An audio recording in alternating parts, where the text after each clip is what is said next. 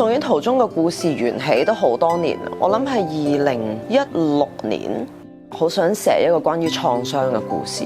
有一個好特別嘅人，佢就送咗就係一個救護車嘅一個模型。咁我就放咗一個抬頭，我突然間望住，咦，呢架車咪就係講緊嗰啲故事咯。咁救護員始終其實都係香港人啦。咁呢啲香港人嘅生活有咁多壓力，有咁多嘅改變，其實係點樣？咁就開始去思考。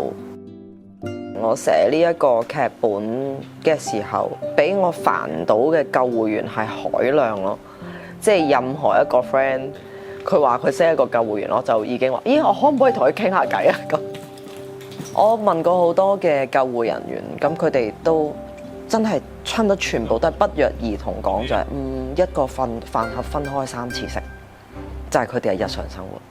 你去到現場，可能係成地血。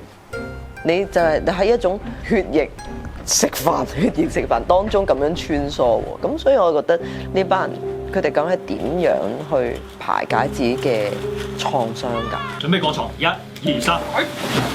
醫院呢個空間都好趕好高壓，但係個地下係唔會震嘅。佢哋喺架車度，個地下係不停咁震。有好多時候去到現場，嗰樣嘢係好所謂嘅執生，你當下望到你就要決定。而呢個決定，你就要同其他人講，因為你 in charge 咁樣。哇！嗰樣嘢係，我覺得係好好睇嘅。你報警，我哋嚟係負責幫你檢查。呢個係我哋嘅職責。請問你明唔明白？明白。其實我諗佢哋有好多內心嘅感覺係好想分享嘅，但係你諗下一個救護員點分享啊？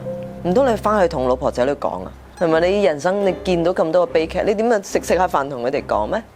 呢一班香港人佢收咁多嘢喺個心，個創傷應該係點樣去排解㗎？咁呢個可能就係個故事嘅原點。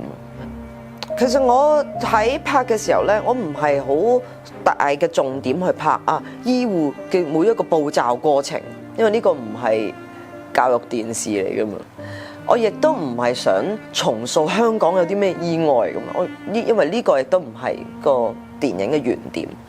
我係好想透過呢一啲傷者佢哋嘅一啲處境，然後去反映到，又或者扣連到主角嘅嗰種情緒咁。